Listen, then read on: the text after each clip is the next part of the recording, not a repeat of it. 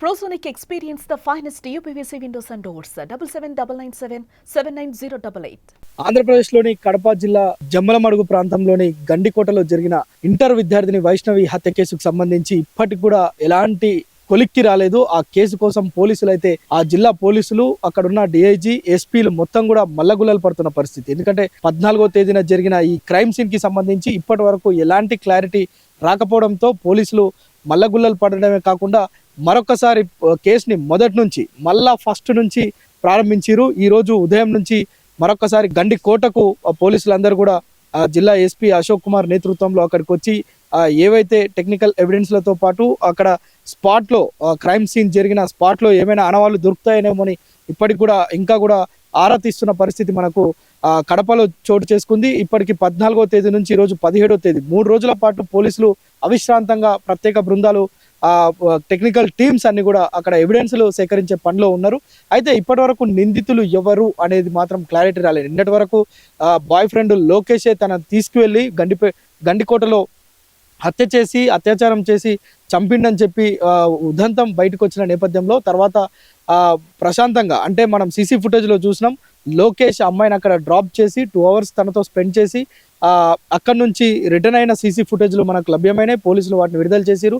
అందులో లోకేష్ ఎలాంటి వణుకు బెనుకు లేకుండా తను క్రైమ్ చేయలేదు కనుక తనను అక్కడ డ్రాప్ చేసి వెనక్కి వచ్చిండు అని చెప్పి పోలీసులు కూడా మొదట్లో చెప్పారు. కానీ ప్రస్తుతం తర్వాత వాళ్ళ సోదరులు వెంబడించారు, అక్కడికి స్పాట్కి వెళ్ళారు కనుక వాళ్ళే ఇక క్రైమ్ చేశారు. తన చెల్లిని ఏదైతే పరువు హత్యగా చేశారు.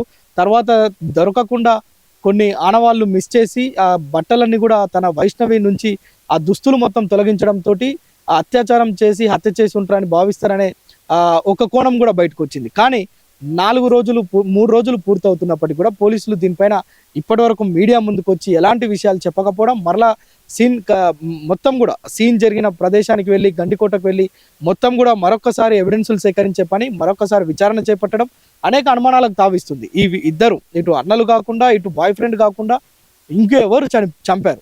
ఇంటర్ చదువుతున్న వైష్ణవిని బాయ్ ఫ్రెండ్ అక్కడికి గండికోటకు తీసుకెళ్ళిన నేపథ్యంలో అతను రిటర్న్ అయిన నేపథ్యం, మరొకసారి అన్నలు అక్కడికి వెళ్ళిన పరిస్థితి, వారు కూడా క్రైమ్ చేయకపోతే ఇంకా ఎవరు థర్డ్ పర్సన్ ఎవరు? ఇంకా దీంట్లో ఇంకా ఏమైనా ఆ విషయాలు దాగున్నాయా?